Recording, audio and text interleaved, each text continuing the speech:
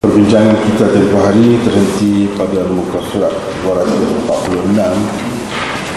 Kita masih lagi membincangkan tentang hadis yang ke-20. Hadis yang ke-20. Mari kita baca sekali lagi hadis yang ke-20 itu dan seterusnya pergi setakat di tempatnya kita berhenti hari.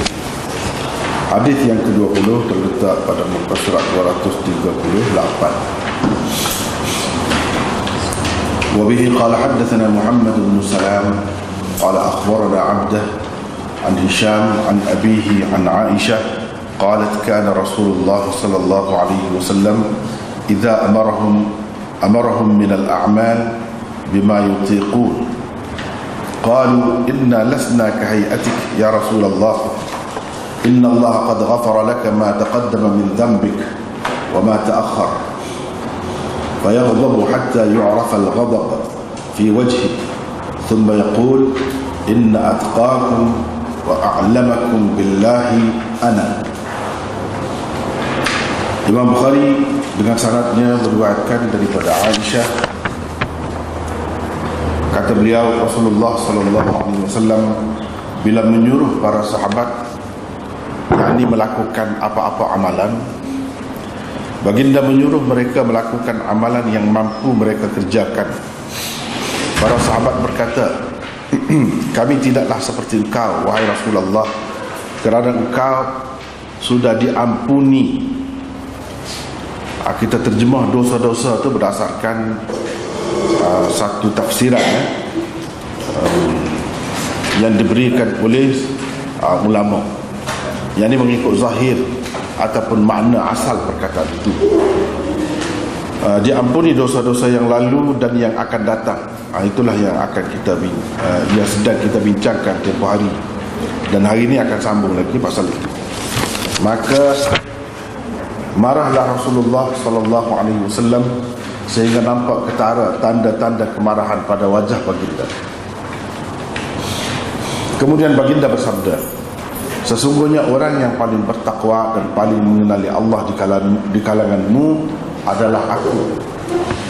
Itu kata Nabi SAW. Jadi hari itu kita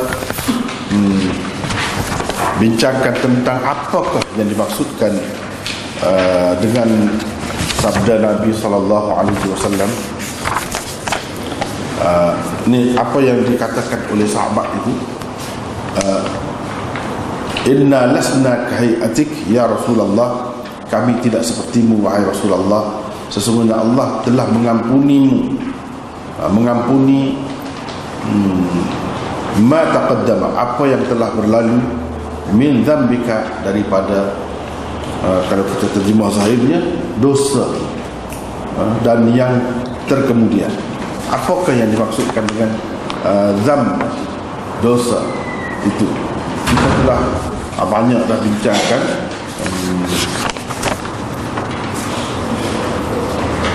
tentang perkara ini, dan perbincangan kita itu bermula sebenarnya pada muka surat 244. Sila tengok 244 huruf tebal di atas. Zahir hadis ini, ayat dan hadis di atas, sebab dia ada kaitan juga dengan ayat inna fatahna laka fathan mubina liyaghfira laka Allahu ma taqaddama min dhanbika wa ma ta'akhkhar. Jadi perkataan yang tersebut di dalam hadis itu sama dengan apa yang tersebut di dalam ayat ini.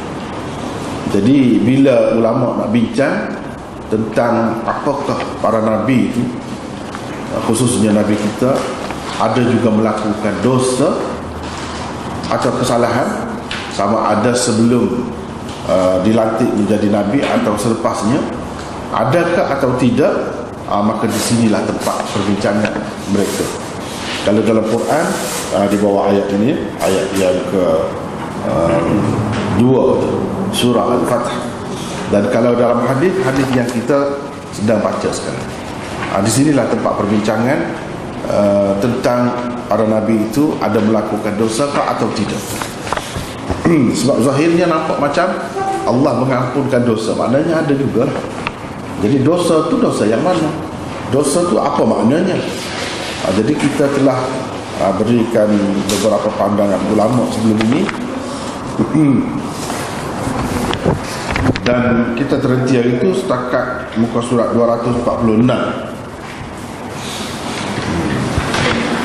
Yang 246 ini nombor 2. Jawapan nombor 2 ia bermula daripada 245. Nombor 3, maksud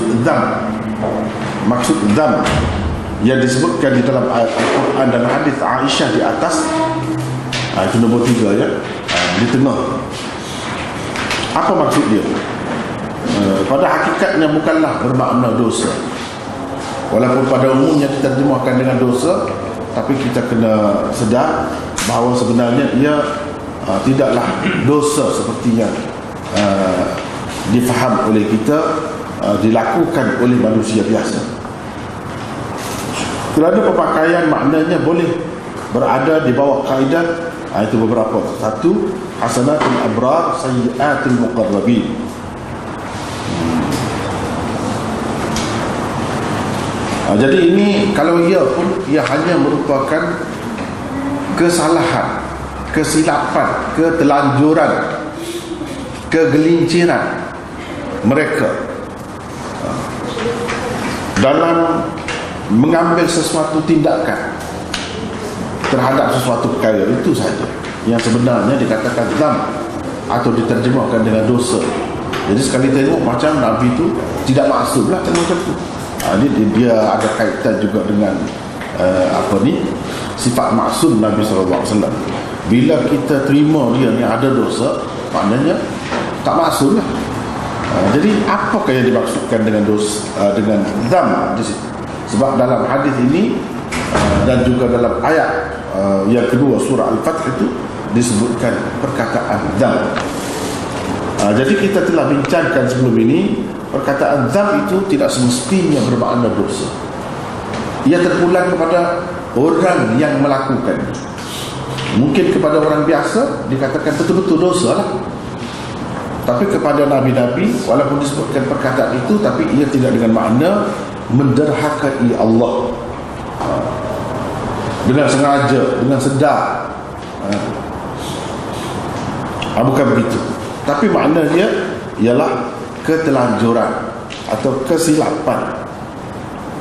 Jadi kita telah kemukakan ada beberapa contoh di mana nabi-nabi juga ada melakukan kesilapan yang kira-kiranya tak sesuai, kurang sesuai dengan kedudukan mereka, sehingga oleh kerana Allah SWT nak menjaga kesucian diri mereka itu, walaupun baru setakat itu je kesalahan itu sudah terus ditegur. Kesilapan yang seperti inilah yang dikatakan diampun oleh Allah SWT yang dahulu dan yang kemudian terhadap para nabi. Itulah maksud sebenarnya. Jadi sebelum ini kita telah kemukakan satu contoh macam mana tindakan seorang nabi itu dikira salah oleh Allah SWT. Sebenarnya salah begitulah, bukan sampai ke peringkat dosa pun. Satunya tentang Nabi Yaqub AS, itu pada muka surat 245. Itu satu. Hari ini kita nak bincangkan yang kedua pula. Contoh-contoh ada berlaku kesilapan atau ketelanjuran yang tidak disengajakan, tapi oleh kerana mereka itu nabi-nabi, kesilapan yang seperti itu pun terus ditegur, yang sebenarnya tak termasuk dalam tarikh dosa seperti orang biasa. Antara contohnya, contoh yang kedua hari ini. Sebelum ni sudah ada dah, kita sudah bincang dah contoh yang pertama. Hari ini contoh yang kedua pada muka surat 246. Ini merupakan contoh ketelanjuran para nabi. Yang kedua, jawapan Nabi Musa AS terhadap pertanyaan pengikutnya dengan mengaku bahawa bagindalah orang yang paling alim. Sebagaimana tersebut di dalam hadis Nabi sallallahu alaihi wasallam berikut, qama Musa an-nabiy khatiban fi bani Israil fasu'ila ayyun nasi a'lam faqala ana a'lam fa'ataba Allah alaihi idh lam yarudd al-ilma ilayhi. Bermaksud pernah pada suatu hari Nabi Musa alaihissalam berucap di hadapan Bani Israel, yakni kaumnya Bani Israel. Lalu baginda ditanya, siapakah manusia yang paling alim di dunia ini? Baginda lantas menjawab, akulah yang paling alim. Lalu Allah mencelanya kerana tidak mengaitkan pengetahuan dengannya. Dia tidak kata Allahu a'lam. Dia tidak, ataupun dia tidak bercakap berlapik lah, kira-kiranya kira-kiranya akulah, tapi tak tahulah hakikat yang sebenarnya. Kalau ada lagi, Allah lah yang maha tahu. Dia tak kata begitu. Inilah benda-benda macam inilah yang dikatakan zam kepada para nabi, yang sebenarnya tak termasuk dalam takrif dosa. Sebab apa yang Nabi Musa cerita tu adalah yang sebenar. Betul. Nak jadi rasul ni untuk setiap umat, mestilah dia tu yang paling alim. Itu ada pun dalil-dalilnya yang menunjukkan begitu. Tapi Allah SWT nak mengajar kepada kita bagaimana hamba-hamba yang terpilih, hamba-hamba pilihan Allah itu dijaganya, sehingga kesilapan yang macam tu pun ditegur. Itu maksud sebenarnya. Orang-orang yang dipilih Allah itu dia dijaga oleh Allah. Macam mana caranya? Kalau ada tersalah, terlanjur setara tu saja pun sudah ditegur, dicela. Kalau orang lain tak ada apa pun lagi. Dan yang dia cerita tu bukan, tak ada asasnya, bukan dia mengada-ngada. Memang ada bukti pun sekian banyak. Tapi Allah SWT tak berkenan cara macam tu. Ini nak mengajar kepada kita, apatah lagi kita orang lain yang bukan Nabi lagi Rasul. Sepatutnya tidak mendabik dada lah, kata, tak mendabik dada, tak menyombong, tak membesarkan diri, tak merasa lebih. Sebab tentu sekali ada kelemahan dan kekurangan kita. Kalau kata Nabi itu memang benar dah, dia tu benar dah, paling alim dari sudut syariat. Tapi dari sudut kejadian, ketentuan, takdir Allah SWT, dia tak tahu semua.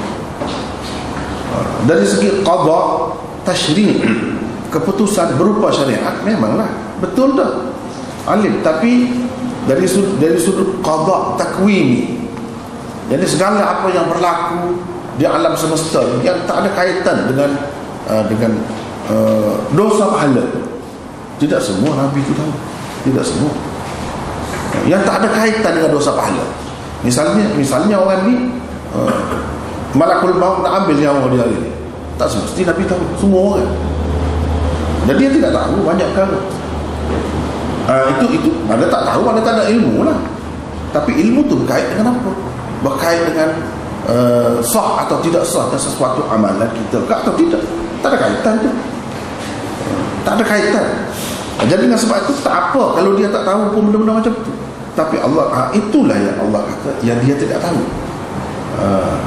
Takut-takut dengan kata aku paling alim, jadi timbul rasa sombong kepada orang lain. Kepada Nabi itu tidak. Ini sebagai pengajaran, peringatan kepada orang lain.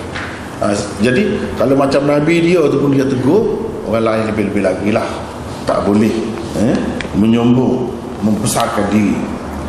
Akibatnya Allah telah memerintahkannya agar mencari orang yang lebih alim daripadanya dengan menempuh perjalanan yang jauh dan melalui ujian-ujian yang mencabar ilmunya. Jadi untuk mengajar dia, nak bagi dia insaf, Allah SWT suruh dia pergi cari orang. Padahal orang yang dicari itu dia tak ada kena-mengena pun dengan urusan syariat. Dari segi syariat, Nabi Musa tak perlu dah kepada orang lain, dialah adalah yang paling tinggi. Tapi dari sudut mengetahui. Sebab alim tu luas maknanya. Alim tentang apa? Ada perincian lagi. Kalau alim tentang syariat, betul lah. Dan Nabi Musa pun maksud gitu, tapi boleh mengelirukan. Adapun tentang kejadian alam semesta ni, apa nak jadi, apa yang tidak jadi, kemudian apa yang berlaku, apa yang tidak berlaku, siapa yang hidup, siapa yang mati, itu bukan tanggungjawab seseorang Nabi, itu kerja Tuhan. Dan orang yang diberitahu oleh Tuhan, mereka sajalah yang tahu tentangnya. Dan itu tidak ada kena-mengena dengan hukum agama, orang panggil hukum agama atau syariat. Kalau tak tahu itu pun tidak kata jadi kurang iman seseorang itu. Dan tahu itu tidak jadi lebih imannya, tidak jadi lebih. Benda macam itu memang tidak diketahui oleh Nabi Musa. Jadi itulah yang dimaksudkan oleh Allah SWT. Ada orang lain yang tahu. Orang lain yang tahu itu siapa? Boleh jadi dia seorang manusia, boleh jadi juga dia malaikat. Mengikut Maulana Maududi, malaikat, seperti yang kita telah sebut sebelum ini. Sebab kalau seorang Nabi, tidak pernah ada dalam syariat mana-mana pun boleh bunuh orang, boleh cabut kepala, mati gitu, walaupun dia kafir, walaupun macam mana pun, kecuali ada sebab-sebab. Dari segi syariat, dia bunuh orang perlu qisas misalnya. Kalau tidak, tak boleh. Seorang Nabi pun, dan tak pernah ada dalam syariat mana-mana pun. Kalau kita terima Khadir itu, yang disebut dalam hadis itu sebagai Nabi lah, sebagai Rasul, maka tidak pernah ada dalam syariat mana-mana Nabi boleh bunuh orang, kecuali ada sebab. Jadi macam dalam peristiwa itu nak tunjukkan kepada apa yang dilakukan oleh Allah, apa yang berlaku di alam semesta ini dengan kuasa Allah. Kadang-kadang tak ada sakit apa-apa pun, tak ada sebab apa-apa pun, memang sengaja dia nak mati. Kalau Allah SWT tunjukkan kepada kita malaikat yang mengambil nyawa tu macam mana, macam tu yang zahir yang nampak tu macam tu, tak ada apa sebab pun, dah sampai masa dia matilah. Jadi mati tu bukan kerana nak menganiayai dia, kerana sampai masa dia. Jadi malakul maut yang mengambil nyawa orang itu bukan sebagai menghukum, tidak, bukan kerana orang tu salah, berdosa ke apa, tidak, kerana memang sampai masa dia, dan itu kerja dia. Jadi ini kerja malaikat, bukan kerja manusia. Sebab itu kata Maududi, berdasarkan ada hadisnya menyebutkan ini malaikat sebenarnya, cuma dia menjelma berupa dalam rupa manusia. Kalau kita terima, ini seorang Nabi pun boleh juga, seperti mana kebanyakan ulama terima. Dari segi walaupun dalam syariat mana-mana tak ada boleh bunuh orang, tapi dah Allah perintah, sama seperti Allah perintah malakul maut kan? Kalau Allah bagi nampak malaikat itu dalam rupa ambil nyawa, macam tu. Jadi Allah SWT nak tunjuk keadaan itu. Bila Allah SWT suruh dia, perintah dia, maka jadi dia kena lakukanlah. Begitu, seperti mana malaikat. Dengan melakukan begitu bukan bermakna dia berdosa.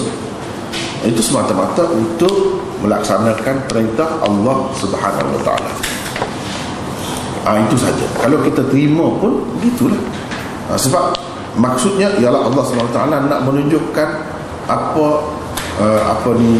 kerja dia setiap waktu, setiap masa terhadap alam semesta ni. Apa yang dia lakukan? Yang dia lakukan itu pada umumnya dengan perantaraan melalui orang-orang tertentu. Kalau mati, malaikat yang cabut nyawa. Kalau dia nak cabut nyawa sendiri pun boleh, dia ada kuasa. Tapi memang begitu sistemnya. Begitu juga dengan yang lain-lain. Nak bawa rezeki, bawa kemakmuran pada sesuatu tempat itu, biasanya dengan perantaraan malaikat. Dan sebab-sebab yang zahir, iaitu hujan dan sebagainya, maka tumbuhlah tumbuh-tumbuhan. Itu di sini. Jadi Allah SWT nak tegur Nabi Musa, dan sebagai peringatan kepada orang-orang lain semua sekali. Jangan kita mendapik dada, jangan kita mengatakan kita ni lebih alim. Padahal dari sudut mana pun kita memang tidak ada kelayakan. Kalau Nabi Musa tu boleh juga dia kata dari sudut syariat, memang betul lah, tak ada orang lain dan lebih alim. Sebab dia rasul, dia Nabi, mana lagi boleh ada lebih alim daripada dia. Kalau orang tu lebih alim, orang tu lah yang layak dilantiknya, bukan dia. Jadi betul dah jawapan. Tapi satu sudut saja, satu sudut yang lain yang kita sebutkan tadi, macam hukum syariat, hukum alam kita panggil, yang berkait dengan hukum alam tu Nabi tak tahu, tidak semua tahu. Yang dia tahu tu yang Allah bagi tahu. Yang saja nak melakukan gempa bumi ke, itu tidak ada kaitan dosa pahala pun. Dosa pahala, kalau kita tak tahu jadi dosa. Kalau kita tahu dapat pahala. Tidak, tak ada kena-mengena dengan dosa pahala. Nak masuk syurga, nak masuk neraka, tak ada kena kaitan dengan pengetahuan tentang perkara-perkara seperti itu. Yang ada kaitannya ialah dengan hukum-hukum yang berkaitan dengan agama, yang kita panggil syariat. Tak sembahyang, berdosa. Sembahyang dapat pahala. Sembahyang itu apa? Wajib. Kena tahu lah. Itu kena tahu. Bila kita nak mati, tak perlu tahu. Itu kerja Allah.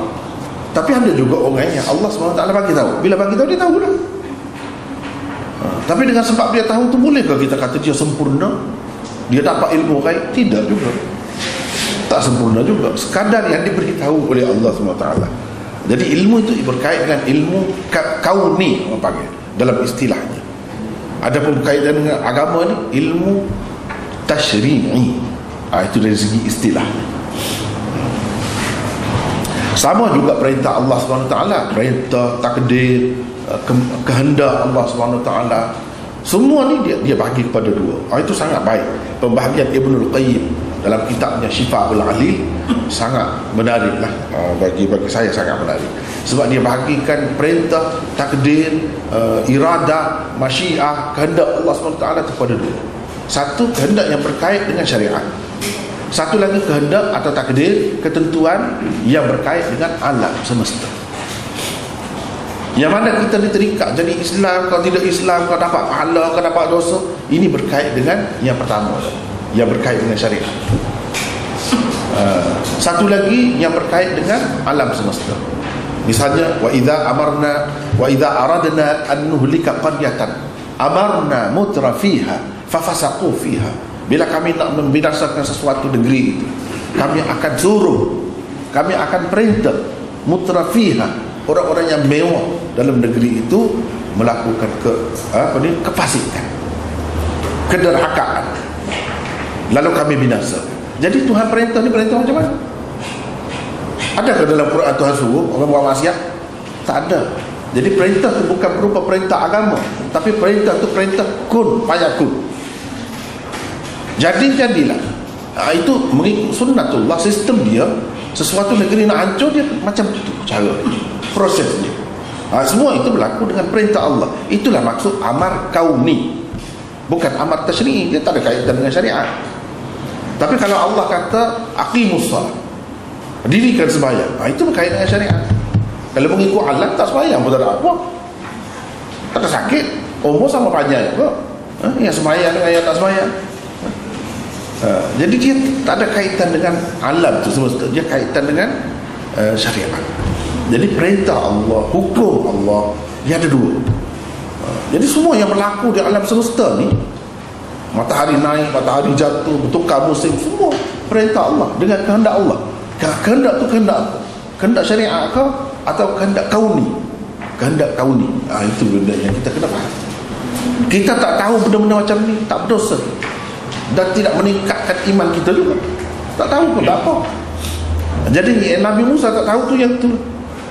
Yang dia kata dia tahu itu urusan syariat. Tak boleh seorang Nabi tak tahu syariat. Mana boleh? Begitu. Tapi Allah SWT tak berkenan. Cara dia tu bercakap tak berlapik. Sebenarnya dia nak mengingatkan kepada orang lain, umatnya semua sekali, termasuk kita sampai bila-bila. Walaupun bukan umat Nabi Musa, iaitu jangan rasa kita ni lebih. Kena kita merasa di atas kita ada yang lebih tahu. Wa fawqa kulli dhi ilmin alim. Di atas setiap yang berpengetahuan itu ada lagi yang lebih alim, ada lagi yang lebih tahu. kita kena dalam keadaan itu. Tak usah cakap lah alim macam mana pun, mesti kita kena berasa begitu, baru betul. Kalau tidak, Allah SWT akan uji kita. Uji itu mungkin tak larat kita nak menanggungnya. Itulah yang menyebabkan jadi sesak, jadi macam-macam tu. Ahli ilmu pun kadang-kadang dia boleh berlaku. Sebab apa? Ada yang tak kena, ada yang tak kena. Sebab tu kena berhati-hati. Dari segi garis panduan tu kena jaga betul-betul kalau nak selamat. Susah juga. Tapi ini semua panduan ini sudah ada dalam syariat sebenarnya untuk mengawal keagamaan kita. Itu sudah cukup. Kita jaga yang itu cukup. Yang lain tak perlu. Tak tahu pun tak apa. Tetapi bukan bermakna tak tahu tak apa tu kita tak perlu kaji. Hasil daripada kajian itulah manusia ni maju. Dengan kehendak Allah manusia buta kan. Ada yang buta, ada yang asalnya buta semenjak lahir, ada yang kemudiannya buta. Nak terus buta begitu kan? Adakah Tuhan nak begitu? Suruh kita begitu orang Islam? Tidak. Boleh kita usaha, kita ikhtiar untuk mengatakan itu buta, itu dia termasuk dalam hukum kauni. Dan hukum kauni boleh diubah. Ada kalanya kita ubah kalau mengikut syariat. Syariat kata buat begini, nak mengatasinya berubah, kita berubah, kita dapat pahala kerana ikut syariat. Tapi penyakit yang menimpa kita tu bukan syariat. Penyakit itu berkait dengan undang-undang Allah yang Allah SWT tetapkan. Itu benda yang perlu faham. Ada bahagian, dua bahagian itu. Jadi bila kita usaha mengikut garis panduan syariat, mungkin kita dapat pahala dalam mengubah kejadian Allah SWT. Mungkin juga kita berdosa. Misalnya elok-elok dah Tuhan buat kita lelaki, kita ubah nak jadi perempuan. Itu salah. Jadi seseorang tu jadi lelaki itu dengan ketentuan Allah, dengan hukum Allah, keputusan Allah, kehendak Allah. Tiba-tiba kita nak ubah itu dilarang. Dalam agama pun larang, tak bagi. Nak jadi bondan pun tak jadi dah, tak bagi dah. Apatah lagi nak betul-betul nak tukar jantina. Begitu. Tetapi kalau yang boleh, misalnya yang buta tadi nak bagi celik, ada ikhtiar, itu boleh. Dan mungkin kita dapat mencapainya. Kita dapat mencapai. Mungkin juga kita usaha macam mana pun tak dapat. Memang kehendak Allah SWT ada. Manusia di zaman itu setakat itu saja pengetahuan. Manfaat yang dia dapat daripada sistem yang Allah buat ini setakat itu saja. Zaman kemudian pula ada lebih lagi. Itu Allah sahaja yang tahu sebenarnya tentang perkembangan, kemajuan, pencapaian manusia terhadap sistem alam yang Allah SWT aturkan ini, tentukan ini. Itu dia saja yang tahu. Bila dia nak bagi, bila dia nak tarik, bila dia nak hentikan, nak tukar dengan yang lain, itu semua dalam pengetahuan dia. Misalnya penggunaan elektrik tak ada di zaman Rasulullah, walaupun dia Rasul, walaupun dia kekasih Allah. Itu terikat dengan alam, ya, sistem alam. Sampai bila nak pakai pelita, saya ingat sekian-sekian masa, lepas tu tak pakai. Nak cari pelita pun susah dah sekarang ni. Sebab apa? Dapat benda ni. Ini penguasaan manusia terhadap undang-undang alam semesta yang Allah SWT tentukan. Itu tidak salah.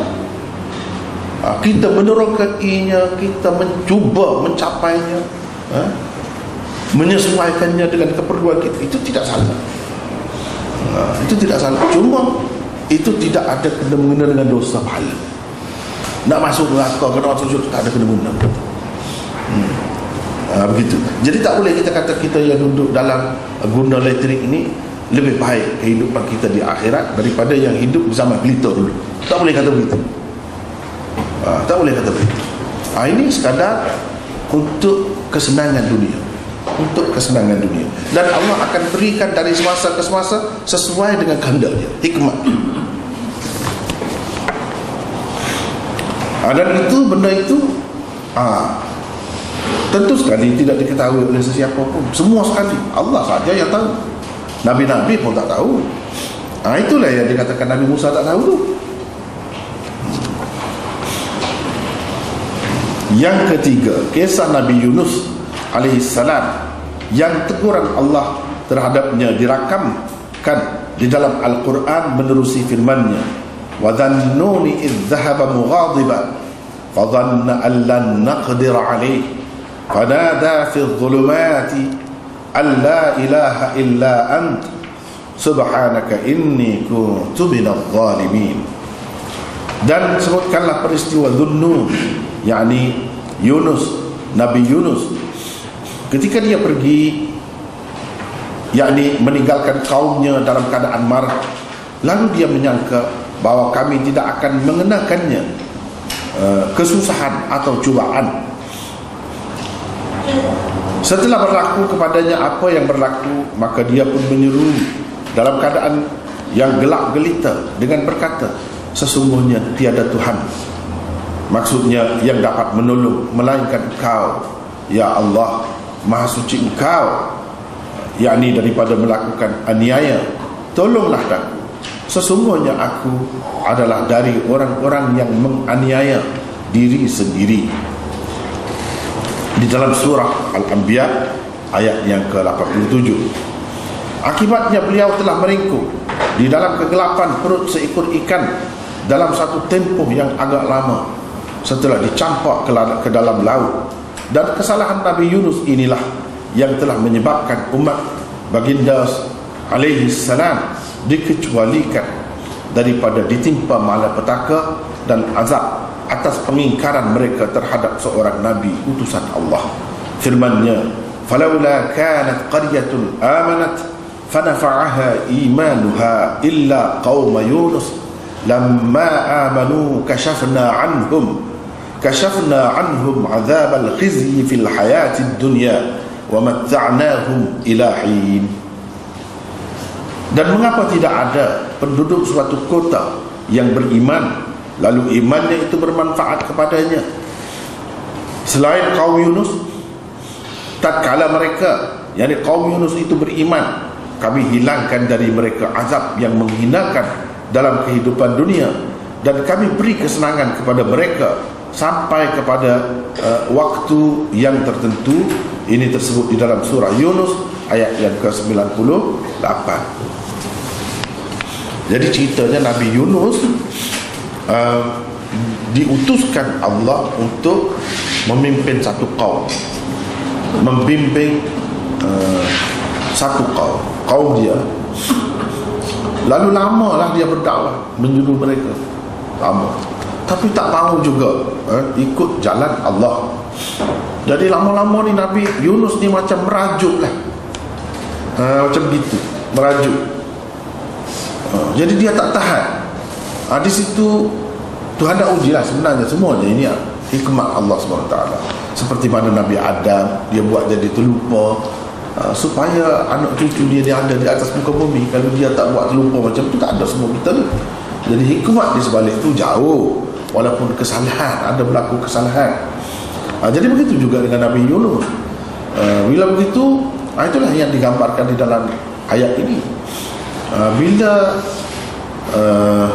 kaum dia tak mahu mengikut kecuali sedikit saja, maka dia cabut lari, dia tinggalkan kaumnya dengan marah lah. Dah tak mahu dengar sangat, ikutlah, dia pergi, dia merajuk begitu. Jadi ini semua ni pengajaran kepada umat, semua umat, tak kira umat dia ke atau umat lain pun sama saja, bahawa dalam kerja agama kita tak boleh tak sabar, tak boleh, kena sabar banyak dalam kerja agama, dan tak boleh merajuk mudah-mudah nak merajuk, tak boleh. Jadi cabaran yang sangat besar lah. Nak ceritanya kerja agama ni besar, tengok seorang Nabi pun telah merajuk sampai begitu sekali kalau nak kira. Jadi kalau kita orang biasa ni adalah kelemahan dia, ada salah silap gitu gini, sepatutnya kita kena faham lah. Sebab kerja-kerja macam ni memang suka. Kalau orang tu orang biasa, orang tu orang yang tidak hebat lah dari segi jiwanya, dia macam-macam boleh jadi, macam-macam boleh jadi. Sebab tu kita tengok banyak dalam dunia ni mula-mula begini, lepas tu dia tukar jadi benda lain, dia dapat dunia dia senyap, macam-macam lah. Betul, itu benarnya. Sebab berat cabaran. Jadi tujuan Allah SWT buat cerita ni, berlaku ni, nak suruh semua insan bahawa kerja ni kerja berat, jangan main-main, supaya kita menghargai orang yang buat kerja tu. Jangan kita ingat dia tak ada perasaan, walaupun dia seorang Nabi, apatah lagi kalau orang biasa, lagilah Itu pengajarannya. Tetapi oleh kerana di sini ada sedikit macam kecuaian lah, kita kata di pihak utusan Allah, Nabi Yunus, maka Allah SWT tak hukum kaumnya. Itulah dalam ayat yang kedua. Kenapa tidak ada suatu negeri yang mana kalau dia derhaka kepada Rasul dia, lepas tu dia tidak ditimpa azab? Tak ada yang lain kecuali kaum Yunus. Kenapa tak ada begitu? Sebab di sini ada sedikit kecuaian. Tuhan tak akan menghukum kalau tak sempurna hujah, kalau tak sampai dengan sepenuhnya kepada umat itu dengan penuh bijaksana dan cukup hujahnya, Allah SWT tak akan hukum. Cuba tengok Nabi Lut, Nabi apa semua, Nabi Saleh, Nabi Hud dan sebagainya, kaum dia tu macam mana dihukum semua bila melanggar ataupun tidak mahu ikut ajaran Nabi. Tapi kaum Yunus tidak, sebab dia ada sedikit kecuaian di pihak utusan Allah, maka Allah maafkan, tangguhkan. Rupa-rupanya kisahnya Nabi Yunus bila dia pergi naik kapal tu nak tenggelam. Jadi mengikut kebiasaan orang di situ, dia kira orang salah ni. Ada orang salah lari daripada tuan dia, lari daripada id abaqa ilal fulkil mash'un. Dalam Quran sebut bila dia lari, abaqa itu makna lari dari tuan, meninggalkan tuan. Nabi Yunus pun macam itulah. Tuan dia nya Allah lah. Jadi tuan dia suruh buat kerja lagi, dia tinggalkan kerja, pergi naik perahu yang penuh syarat dengan manusia. Bila begitu dia cabut undi lah. Kita kena buat lah, orang yang salah tu kalau tidak kita akan tenggelam. Jadi banyak kali cabut undi terkena kepada Nabi Yunus juga. Cabut-cabut kena dia. Memang dia pun insaf lah. Di situ dia insaf dah, dia silap. Inilah yang dikatakan dzam di dalam ayat Quran atau dalam hadis kepada seorang Nabi yang dikatakan dzam itu. Benda-benda macam ini Allah Subhanahu Wa Taala maafkan, ampunkan untuk Nabi-Nabi. Sebab sebenarnya bukan kecuaian dia semata-mata di satu pihak, bahkan di sebalik itu ada hikmat Allah SWT. Dengan kehendak Allah SWT ada hikmat yang besar di sebaliknya, maka perkara itu dikehendaki berlaku, bukan semata-mata kesalahan dia. Dan dia buat itu pun bukanlah dengan disengajakan betul dengan maksud menderhakai Allah, tidak. Ini kita kata sebagai ketelanjuran, kesilapan. Jadi dia katakan Allah ampunkan dosa-dosa maksud kesilapan atau ketelanjuran, sebab dia rasa bersalah yang sebenarnya tidaklah sampai ke peringkat dosa, tidaklah sampai ke peringkat dosa. Cuba tengok bila dia dilemparkan ke dalam laut dalam gelap, dan ditelan oleh ikan, dan dia duduk baca ini saja, la ilaha illa anta subhanaka inni kuntu minadh zalimin. Duduk baca itu saja sepanjang masa. Akhir sekali ikan itu pergi keluarkan dia di tepi pantai. Bila keluar di tepi, ini semua cerita dia ada di dalam Quran. Bila keluarkan di tepi pantai itu, lama dalam perut ikan kan, ni kulit-kulit dia jadi nipis, lembut, tak boleh kalau kena pasir yang panas di tepi pantai itu pun tak boleh, akan melecut. Maka Allah SWT memerintahkan pokok yakti, labu lah, daun dia tu dihamparkan di situ, dan macam-macam pertolongan Allah SWT bagi nak menyelamatkan dia. Akhirnya bila dia sudah segar, sudah sihat, dia balik kepada kaum dia. Dia tengok kaum dia semua dah beriman. Ini hikmah Allah SWT. Kalau dia sabar sekejap saja tadi, sebelum itulah, tentu dia akan gembira mendapat kejayaan, melihat kejayaan hasil perjuangan dia. Tapi dia tidak buat begitu. Jadi di sebalik sesuatu perjuangan itu, bila Allah SWT nak bagi pertolongan, nak bagi kejayaan, kita tak tahu. Seorang Nabi pun tak tahu. Tapi kadang-kadang dia dekat sangat, kerana kita tak sabar sedikit terlepas. Nabi Yunus, oleh kerana ada hikmat Allah nak bagi pengajaran, dia bagilah hidup lagi. Kalau kita boleh jadi mati itu habis. Padahalnya pengikut dia tu setelah Nabi Yunus pergi, dia bincang pokok dia, kemana pergi Yunus ni? Mana Yunus menghilang? Bagus juga ajaran dia. Bagus terfikir pokok dia. Kenapalah kita ni bodoh sangat, tak mau ikut engkar dia, bantah dia, macam-macam buat. Sedangkan cuba fikir, akhir sekali mereka berimbas sendiri atas ajaran dia juga. Cuma pada ketika itu dia tak ada. Kalau nak kira bila dia menderhakai kepada Nabi, sepatutnya dihukum habis, lenyap. Tapi Allah tak buat begitu. Di dalam ayat yang kedua yang kita kemukakan di sini, Allah SWT tak hukum. Kenapa? Kerana masih ada sedikit kelemahan, kecuaian di pihak dia. Jadi Allah SWT nak hukum-hukum ni bila cukup hujah di pihak dia. Di sini tidak. Jadi di sebalik itu banyaklah pengajarannya. Sebab itu Nabi SAW kata, la tufaddiluni ala Yunus ibn Matta, la taqulu ana khairun min Yunus bin Matta. Nabi kata dia sebagai peringatan. Sebab apa dia tahu? Sebab cerita ni ada dalam Quran. Nanti orang kata Nabi Yunus ni kira-kiranya Nabi yang lemah lah di kalangan Nabi-Nabi. Takut orang kata begitu. Sebab itu Nabi kata, la tufaddiluni ala Yunus bin Matta, jangan kamu melebihkan aku daripada Yunus bin Matta. Jangan dengan sebab cerita ni ada, kamu kata aku lebih, orang ni lebih duduk kata duduk bandingkan Nabi itu dengan, jangan begitu. Jangan sekali-kali kamu kata aku lebih baik daripada Yunus bin Matta. Dalam hadis yang lain, aku tu maksud dia lah Nabi. Jangan kamu kata begitu. Dengan sebab kamu tengok cerita ni nampak macam kelemahan dia. Jangan kita cari kelemahan orang. Itu ujian Allah kepada dia. Kena ingat begitu. Kalau Allah uji kita, mungkin tidak seberat itu pun kita lemah, kita kalah dah, rebah dah. Jangan main-main ujian Allah SWT. Jadi kena ingat gitu sepatutnya. Ataupun maksud dia tu, jangan kamu kata aku lebih baik daripada Yunus bin Matta. Aku tu maksudnya bukan Nabi, bukan Nabi kita, tapi masing-masing yang berkata tu lah. Sebab dia kata kita tak pernah macam tu. Dia sama macam.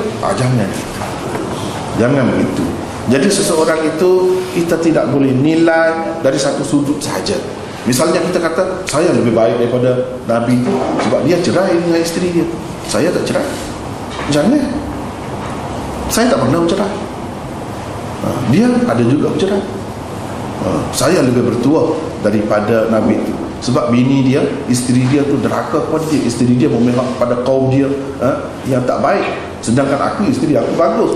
Jangan banding-banding begitu. Sebab ini semua berlaku dengan kehendak Allah. Ada hikmah di sebaliknya. Ada ujian yang khusus Allah pilih untuk masing-masing kita tak tahu. Jadi jangan kita, orang kata, membesarkan diri kita, terlalu yakin pada diri kita, ataupun rasa kita tidak bersalah. Jangan begitu. Di sebalik ujian tu kadang-kadang dia, bila dia menghadapinya dengan sabar, Allah SWT boleh bagi lebih lagi kepada dia. Jangan kita tengok dari sudut dia cerai, dia bercerai dengan isteri dia, maka tak baguslah. Tak boleh. Tidak semestinya orang yang tidak bercerai itu hidup dia berjaya lebih daripada orang yang bercerai. Sayyidina Umar ada bercerai dengan isteri dia. Kalau nak kira begitu, orang tu kan di sahabat-sahabat tu ada. Jadi dia kurang daripada kita. Jangan tengok dari satu sudut. Jangan tengok dari satu sudut. Orang yang hidup penuh dengan perjuangan, banyak sangat cabaran dia. Patutlah kalau Allah SWT uji dengan perceraiannya. Adalah begitu begini. Kita yang tak ada cabaran, hanya tahu tidur bangun saja, mana nak ada berasa apa-apa nak bercerai. Tak ada sebab untuk cerai. Lena sajalah hidup, lena, senang, lena saja. Tapi orang yang hidupnya penuh dengan perjuangan, tentu ada cabaran. Tentu ada cabaran dia. Kita yang hidup senang ni tak ada cabaran. Jadi kita tak boleh kata kita lebih baik, ya? Sebab kita hidup cara biasa. Hidup cara biasa. Hujung bulan dapat gaji. Pergi restoran itu, pergi restoran ini, pergi mengembara, melancong ke sana sini, senang, dengan bahagia dengan isteri. Jadi kita tak boleh ukur dari sudut itu saja. Tengok kerja dalam hidup, kerja dalam hidup. Itulah. Jadi ini ketelanjuran yang dikatakan dzam kepada nabi-nabi itu, benda-benda macam ni. tak ada yang lebih teruk daripada itu. Mereka berzina misalnya. Itu sama sekali tak ada berlaku kepada mana-mana Nabi pun. Nabi mencuri, pernah jadi perampok misalnya, macam sahabat-sahabat ada juga. Nabi tak ada, tak pernah macam itu. Dia terpelihara maksum daripada perkara-perkara yang macam itu. Seterusnya yang keempat, contoh yang keempat, iaitu kisah Nabi SAW sendiri, Nabi kita sendiri, yang tidak memberikan layanan kepada pertanyaan Abdullah ibnu Ummi Maktum, kerana lebih menumpukan perhatian kepada orang-orang kenamaan yang kelihatan berminat untuk mendengar ucapan-ucapan dakwah baginda. Perbuatan baginda tersebut mendapat teguran Allah menerusi firman-Nya, abasa wa tawalla ja'ahul a'ma. Bermaksud dia, yakni Muhammad, bermasam muka dan berpaling kerana didatangi orang buta. Itu surah Abasa ayat 1 dan 2. Ayat 1 dan 2. Ini salah satu contoh juga. Jadi kalau nak kira, ini bukan termasuk dalam dosa lagi, tapi satu kesilapan lah sedikit.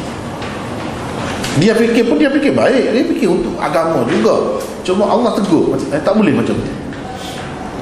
Jadi ceritanya Nabi SAW ni dakwah semua peringkat masyarakat, orang miskin, orang kaya, bangsawan, orang hina-dina, hamba abdi, semua dia pergi, semua dia dakwah. Pemimpin-pemimpin rakyat jelata, semua dia dakwah. Tiba-tiba yang agak susah sedikit dialami oleh Nabi SAW kita semasa di Mekah ialah ketika menghadapi pembesar-pembesar atau pemimpin-pemimpin Quraisy. Mereka itu degil, keras sangat, hati dia keras. Yang bawah-bawah ni senang sikit. Jadi ramai yang bawah-bawah ni masuk Islam, terima ajaran seruan Nabi SAW. Tapi yang atas-atas tu macam-macam alasannya, helahnya.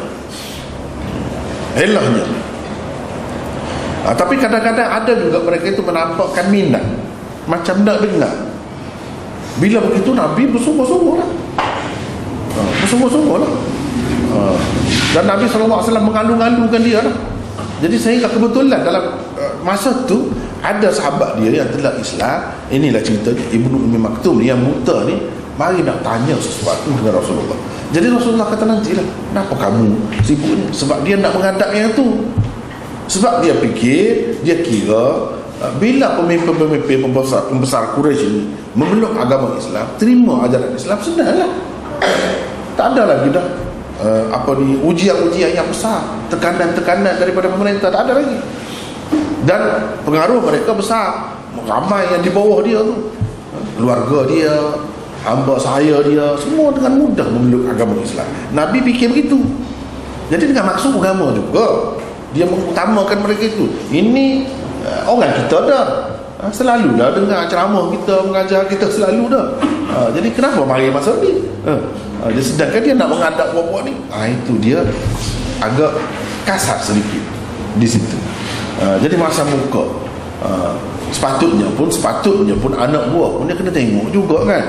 Tapi yang dia tu tak salah, dia buta kan. Macam mana nak apa? Dia buta. Macam mana nak apa air muka orang dia bersungguh nak layan yang ni, nak mengalu-alukan kedatangan mereka. Dia buta, tak salah juga dia. Kalau nak, mana ada sahabat lain pergi, tak pergi. Dan Nabi sekali ni nak menghadapi mereka ni, biarkan dia lah. Tapi yang ni tiba-tiba dia pergi tanya. Jadi Nabi nak layan dia lagi, nak layan dia lagi, macam mana? Susah lah tu.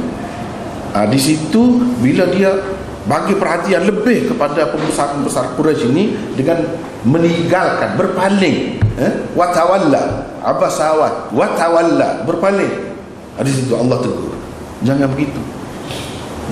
Walaupun agak tak kena masa dia datang, tapi kita kena tengok dia ni buta. Nabi macam terlepas pandang lah, tak ingat itu. Sebab terlalu nak sangat ni, gairah sangat nak Islam, orang kafir pembesar-pembesar ni memikirkan kalau mereka ni Islam, bayangkan seramai mana lagi yang masuk Islam. Dia kira begitu. Jadi Allah SWT kira salah juga, tegur. Jadi usahakan nak melakukan dosa yang memang jelas sebagai dosa. Kesalahan yang tidak disengajakan macam ni pun ditegur.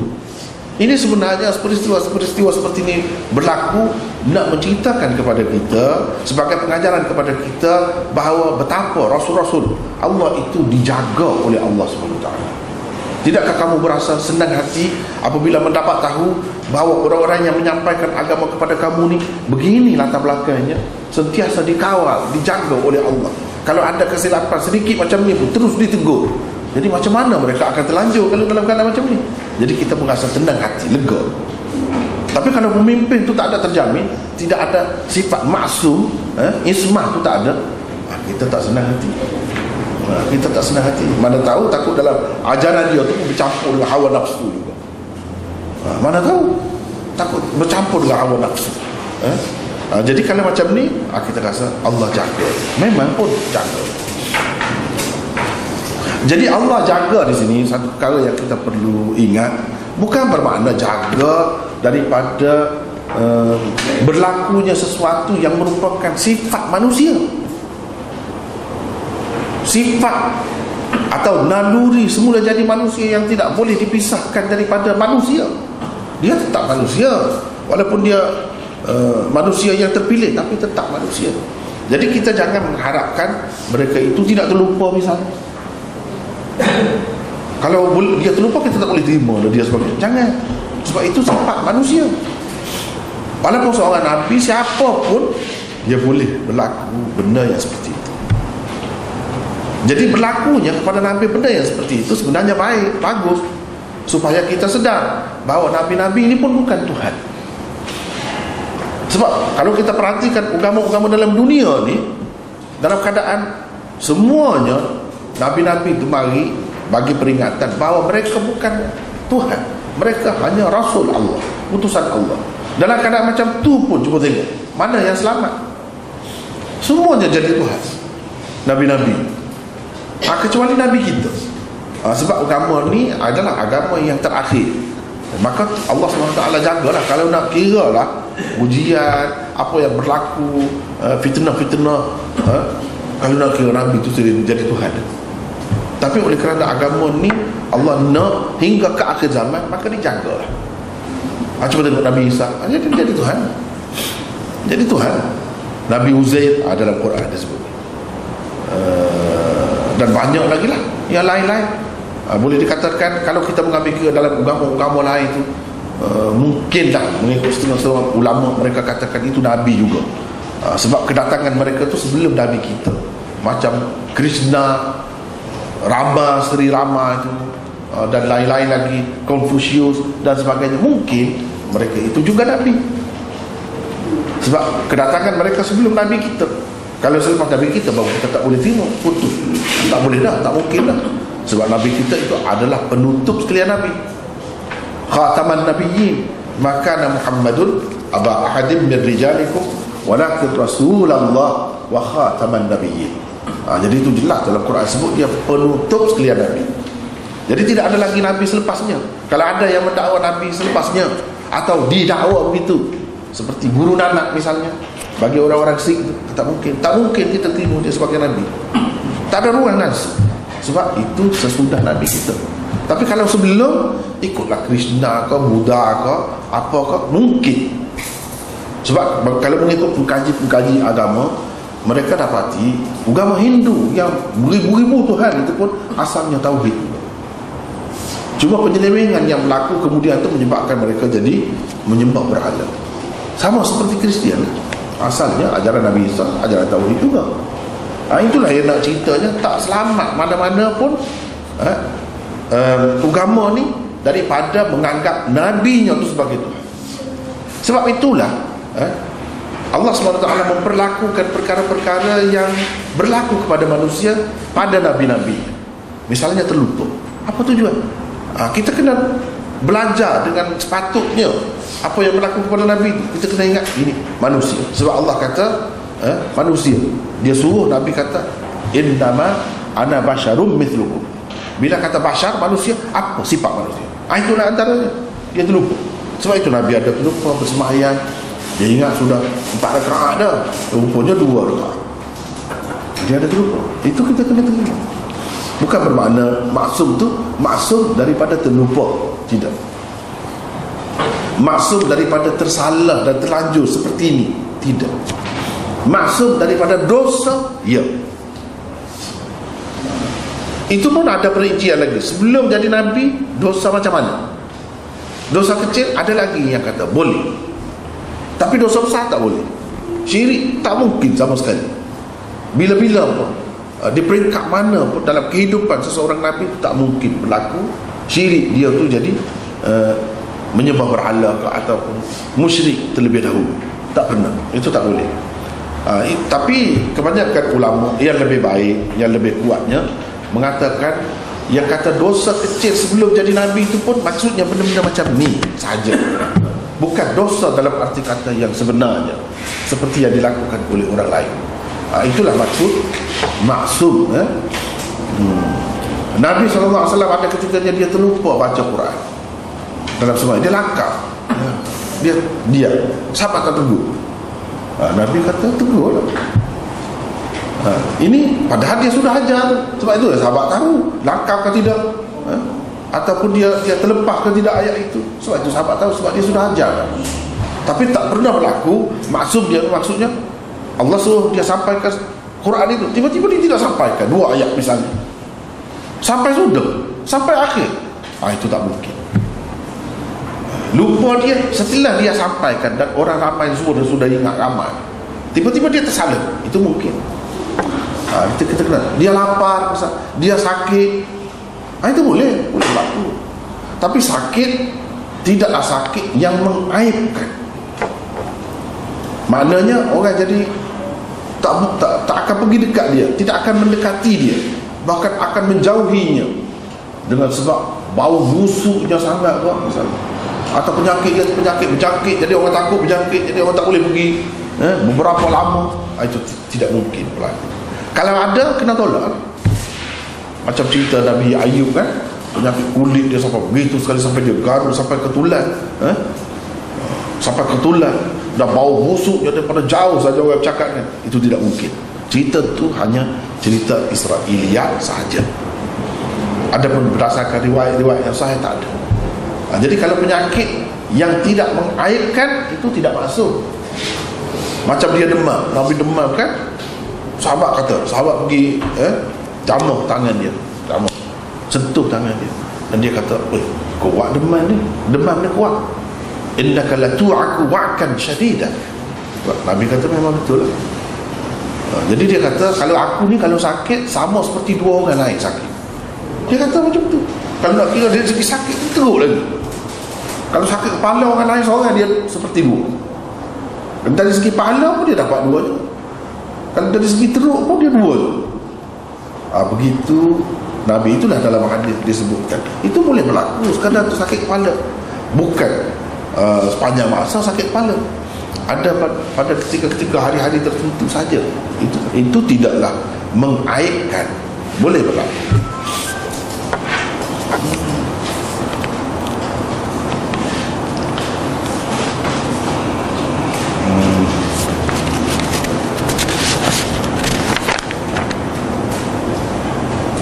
Yang keempat, panjang lagi. Maksud perkataan dam di sini ialah perasaan serba salah para nabi yang terpaksa menjalani kehidupan seperti manusia biasa yang lain dalam memenuhi tuntutan keperluan fitrah.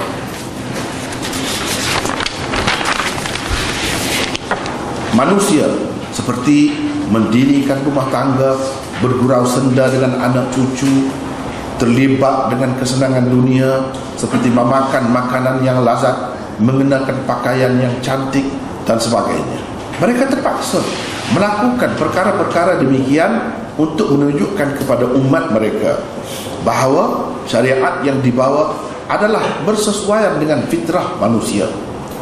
Sedangkan mereka adalah orang-orang yang rapat hubungannya dengan Allah dan merasakan setiap gerak-geri mereka sedang diperhatikan Allah. Lebih-lebih lagi, mereka sendiri telah mengetahui dan diperlihatkan kemewahan-kemewahan kehidupan sebenar di akhirat kelak.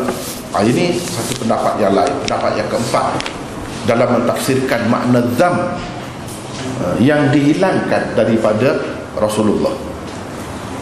Dahulu dan kemudian liyaghfirallahu ma taqaddama min dzambik wa ma ta'akhkhar. Itu dalam ayat tu. Dalam hadis ni sama juga. Kataan yang sama juga disebutkan. Jadi apa maksud Allah mengampunkan dosa-dosa tu? Begini, iaitu perasaan serba salah. Dia berasa serba salah. Dia rasa macam sepatutnya tak kena dia. Kalau nak kira sepatutnya dia tidak boleh menyibukkan diri dengan dunia setelah dia mengetahui nikmat di akhirat. Tapi dia macam hidup macam orang biasa. Dia senyum, suka tu macam seperti orang biasa lah. Tidak kata suka tu separuh, simpan tidak. Dia suka-suka betul lah dengan seronok, dengan anak-anak cucu dia, dengan sahabat handai dia makan makanan yang lazat. Dia kata tak lalu nak makan, tak ada selera sebab nampak neraka, nampak itu, nampak syurga, betapa sedapnya makanan syurga. Jadi tak lalu semua. Kita kan kadang-kadang kalau kita makan yang sedap, tiba-tiba nak makan yang tak sedap, tak lalu kan. Dah biasa begitu.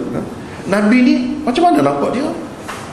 Dia berselera juga makan yang dunia ni, padahal dia sudah nampak syurga. Jadi di situ dia macam serba salah. Kalau dia tak makan, orang akan kata benda dia haram pula. Ataupun kalau dia tak makan semata-mata kita kata untuk zuhud lah, orang akan kata lebih baik tak makan pula. Kalau makan itu tidak sempurna. Untuk meningkatkan darjat seseorang tu di sisi Allah, dia seeloknya tak makan, tak yang lazat-lazat, tak pakai pakaian yang cantik-cantik. Orang akan buat kesimpulan begitu pula. Jadi semuanya tak kena. Yang sebenarnya dibolehkan untuk orang lain.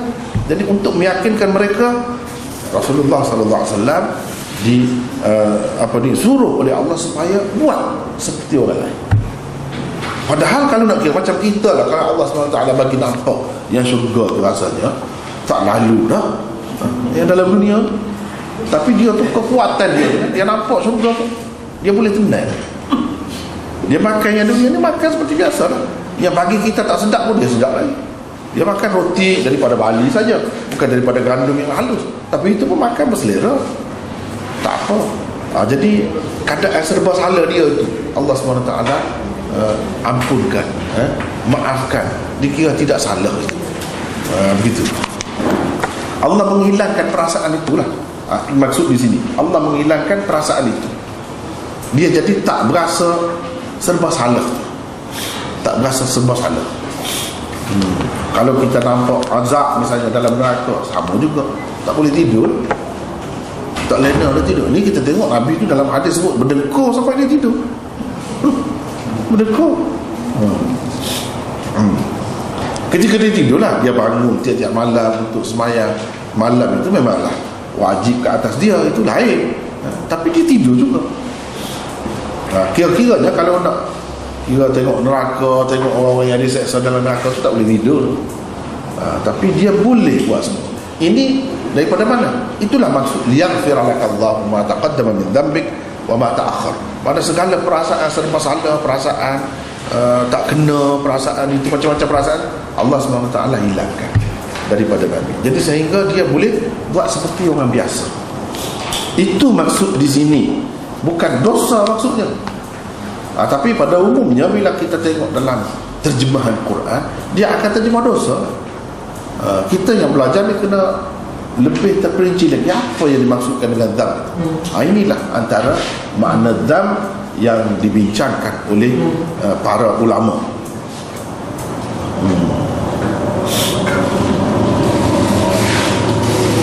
Yang kelima, pengampunan dzam. Pengampunan dzam yang tersebut di dalam hadis dan firman Allah di atas sebenarnya ialah untuk menerangkan perasaan Nabi sallallahu alaihi wasallam melalui khitab tashrif atau khitab takrim yang menyatakan baginda telah mempunyai kedudukan atau makam yang tertinggi dan tidak perlu lagi dirisaukan di akhirat kelak, di mana setiap orang pada ketika itu amat memerlukan syafaat uzma. Kerana walaupun para nabi yang lain juga maksum, tetapi setiap mereka tetap berasa bersalah dan bimbang dengan nasib-nasib mereka di akhirat kelak. Keadaan itu digambarkan oleh hadis yang menceritakan tentang peristiwa di padang mahsyar apabila para nabi diminta memberikan syafaat. Masing-masing daripada mereka enggan memberinya, sebaliknya mengatakan bahawa pada hari itu mereka juga harus menanggung bebanan sendiri. Namun apabila orang-orang yang mencari syafaat tadi sampai kepada Nabi SAW, baginda terus memberikan syafaat tanpa menyatakan kerungsingan terhadap diri sendiri untuk menghadapi hitungan amalan di akhirat di hari tersebut. Ini adalah kerana baginda SAW sudah pun diisytiharkan bebas daripada memikul apa-apa tanggungan menerusi ayat pengampunan tersebut.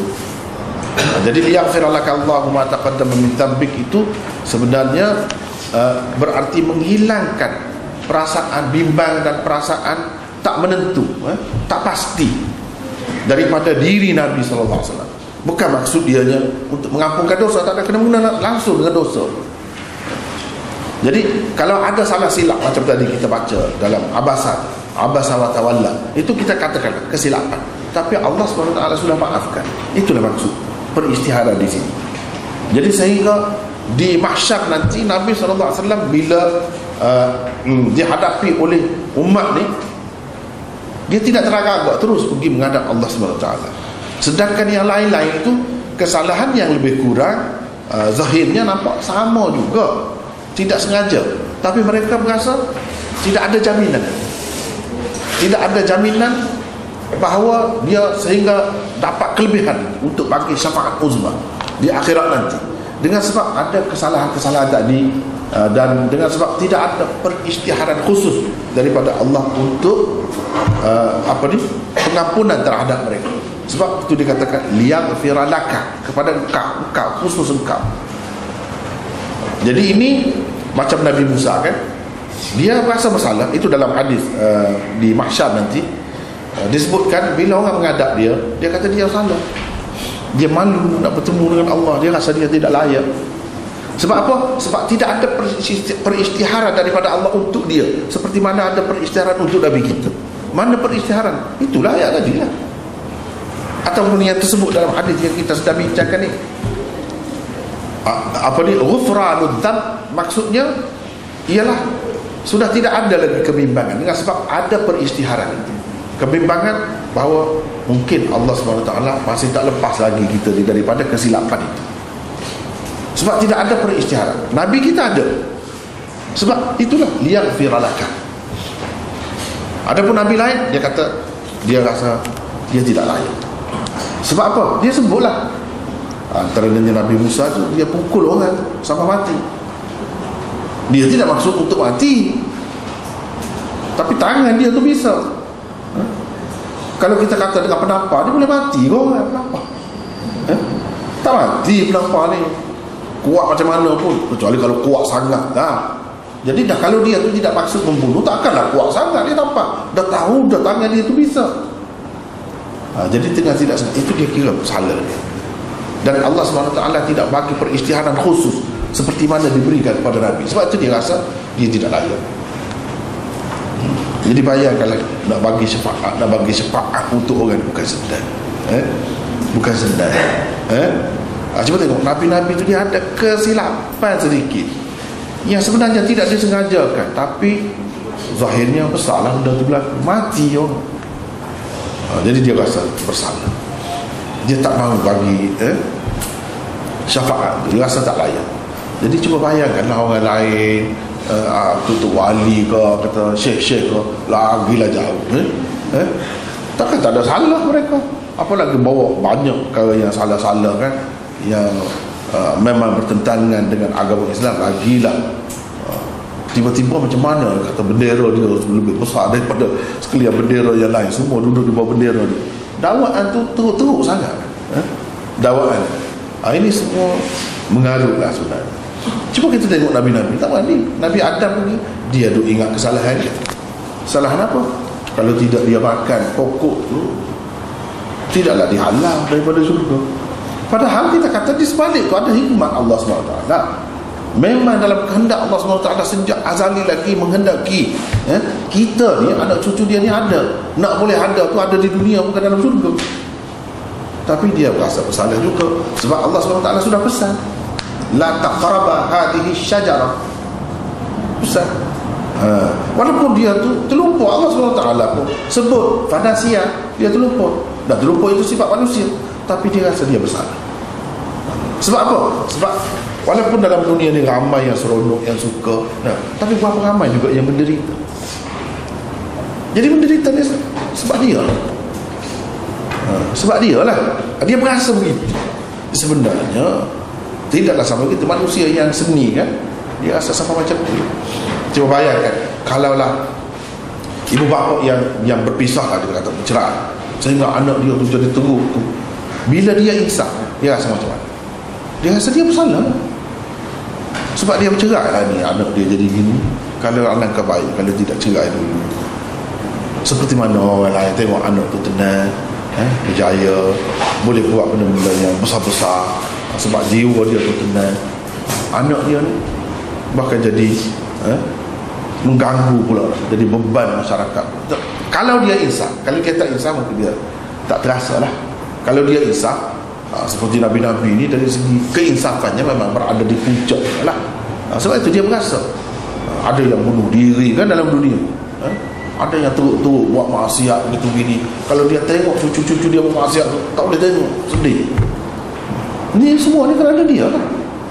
Padahal ya, semua dengan kehendak Allah berlaku. Ada hikmat Allah nak menyatakan sifat Allah. Kalau tidak sifat Allah, berapa banyak sifat Allah, tak akan nyata. Dengan sebab tidak ada anak cucu Adam di bumi, tak akan nyata. Apa sih? Sifat pengampun, Ghafur, sifat Rahim, Tawwab, Ghaffar, dan sebagainya, tak akan nyata kalau tak ada manusia. Kalau dalam syurga ada buat dosa, kalau dah tak ada buat dosa, nak ampun apa? Jadi sifat pengampun Tuhan tu nak ampun apa? Dah kalau malaikat tak, memang tak ada buat dosa dah, nak ampun siapa? Dia tak akan nyata sifatnya. Bermakna ini semua berlaku dengan hikmat dan kehendak Allah SWT di sebalik itu. Tapi Nabi Adam tetap rasa dia bersalah. Sebab apa? Sebab tidak ada peristiharan khusus macam ni kepada Nabi. Sebab itu dia teragak-agak. Sama juga Nabi Nuh, ada semuanya. Dia sebut alasan dia. Nabi Yunus macam tadi, dia sebut, dia ikut mana-mana pun dia berasa bersalah. Dia berasa dia tidak layak. Bukan dia orang yang di sini nak menghadap Allah, nak menyelesaikan manusia daripada berada sekian lama di mahsyar itu. Untuk selesai itu, untuk sama ada ke syurga atau ke neraka. Dia rasa bukan dia. Jadi di sini khitab tashrif. Ka di situ untuk Allah SWT ampunkan engkau. Jadi ampunkan engkau tu sebut engkau tu untuk memuliakan Nabi SAW. Jadi ampunkan itu tidak semestinya ada dosa. Jadi di sini bukan dosa, tapi disebut ampun. Perkataan itu yang digunakan.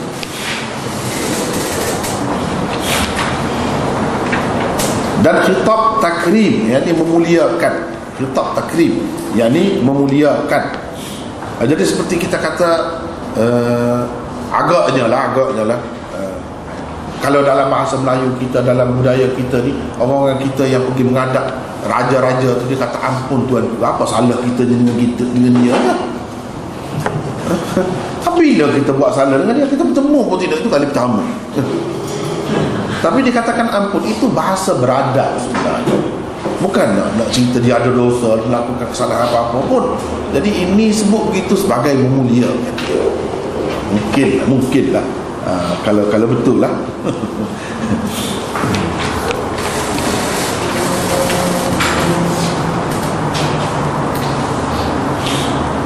Adapun Nabi kita tidak. Padahal dia pun ada melakukan juga beberapa kesilapan. Beberapa kesilapan ada juga seperti orang lain. Kesilapan tu yang tidak disengajakan, bahkan kebanyakannya dengan maksud baik juga, tetapi sudah ada peristiharan untuknya. Sebab itu Nabi SAW dapat memberikan syafaat uzma, syafaat agung, terbesar.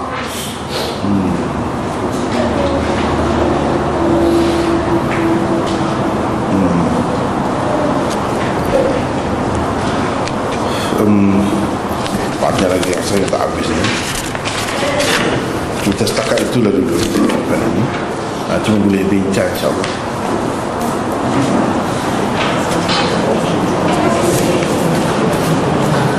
Itulah antara makna dham, makna dham.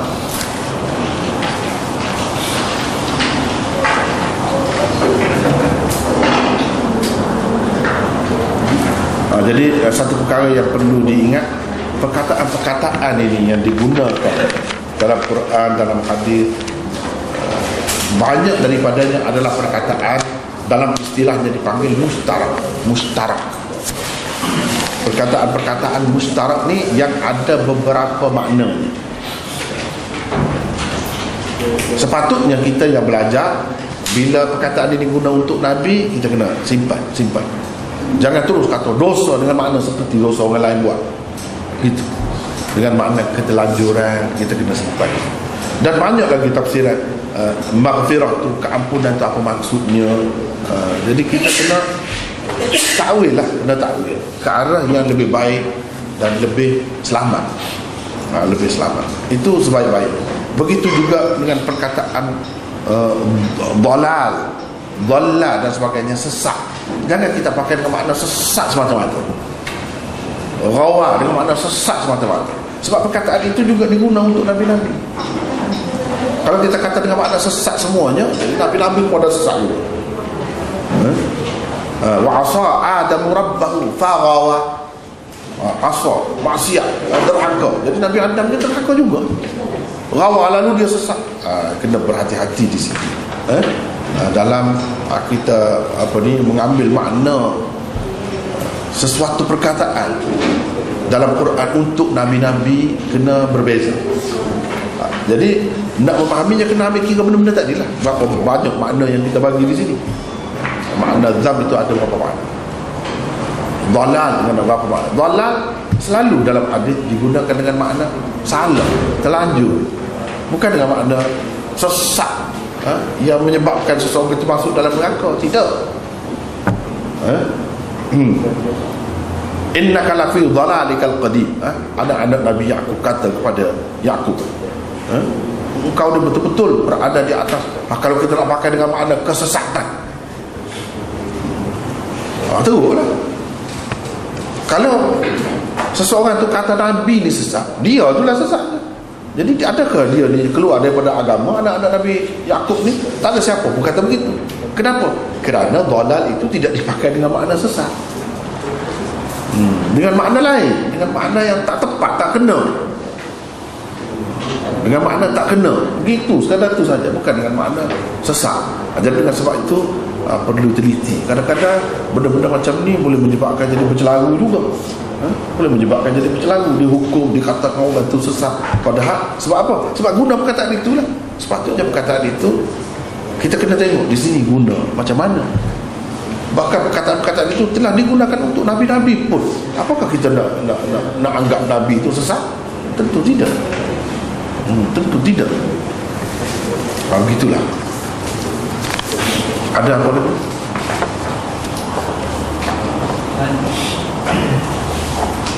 Adakah kita dikira melawan takdir Allah bila mana kita macam Maulana bagi contoh tadi, kita ada budak ni dia lahir dari kecil memang buta, lepas kita buat penyembuhan sebab kita dah maju. Adakah kita melawan takdir Allah? Tidak. Bahkan itu termasuk dalam anjuran Nabi SAW supaya berikhtiar, berubah dan sebagainya. Sebab itu dikira penyakit. Bila penyakit nak berubah itu memang sunnah. Jadi bila kita berjaya mencapai sesuatu, itu tidak bermakna kita merampas di kekuasaan Allah SWT. Itu bermakna kita telah mencapai sesuatu yang telah ditentukan oleh Allah. Apabila kita faham sistem dia, cara dia, kita akan dapat manfaat dia begitu saja. Bahkan kalau dengan niat yang baik, kita dapat pahala. Baru dapat pahala. Semata-mata benda tu tidak salah, sama sekali tidak salah. Tapi kalau yang ada dalam garis panduan dalam agama, misalnya dia tak bagi menyerupai perempuan, lelaki menyerupai perempuan, perempuan menyerupai lelaki, tiba-tiba kita ubah kita, itu lain. Itu lain. Jadi itulah, dia kena ada panduan daripada syariat juga. Mesti.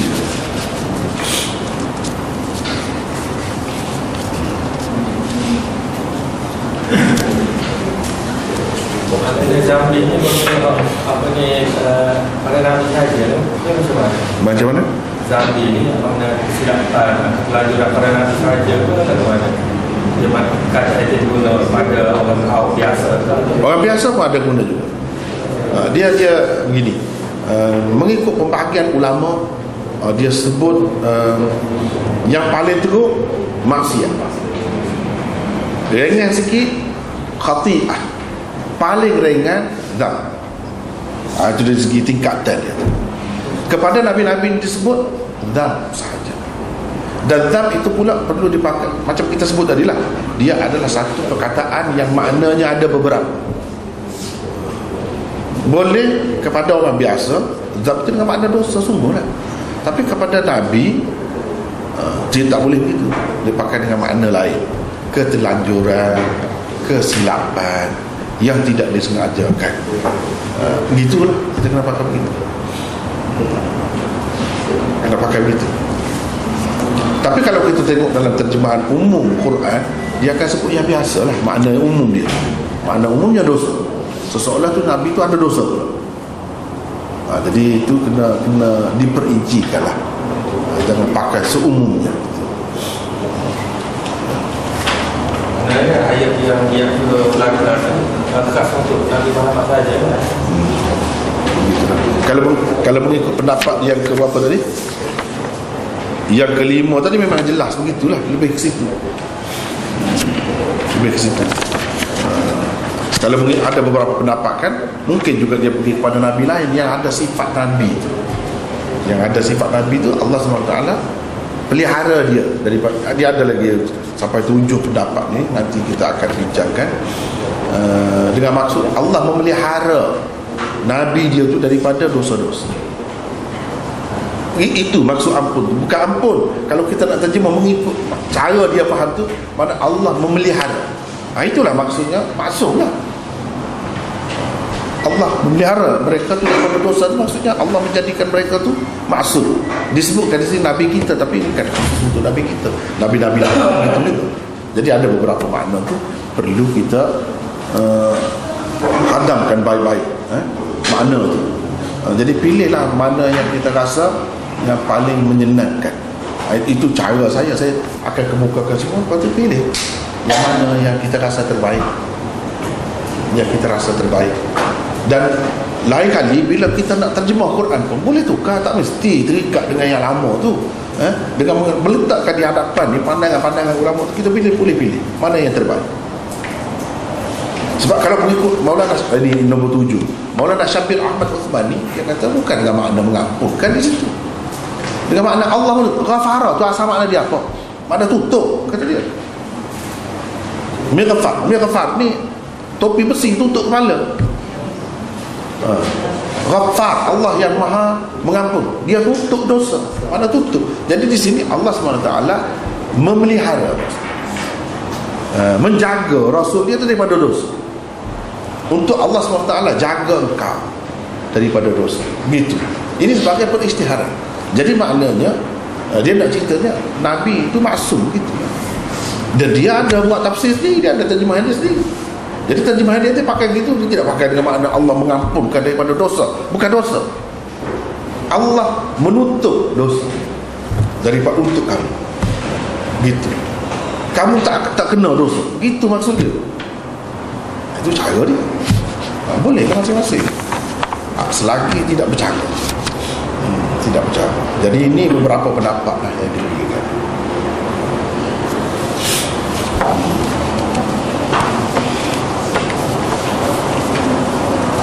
Ada lagi?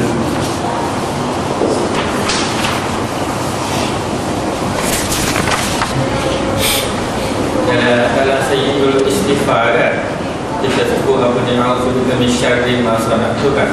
Syarri itu tu bawah dosa apa, maksiat ke, khati'ah ke, Apa-apa sajalah. Apa-apa saja.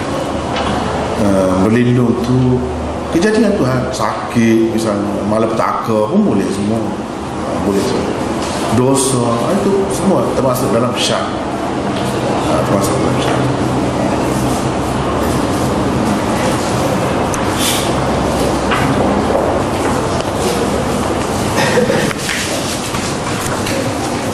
Ada lagi?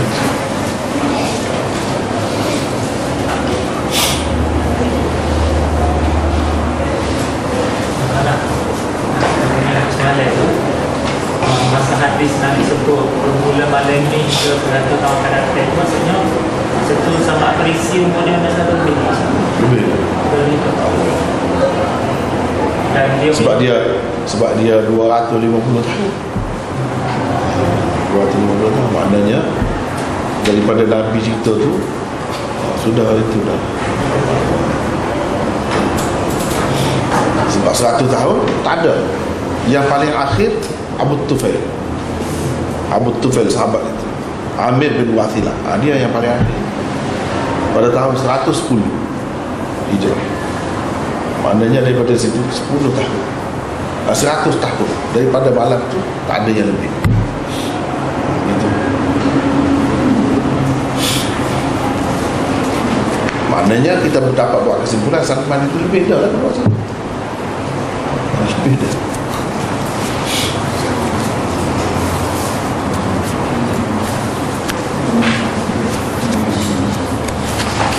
Ada lagi?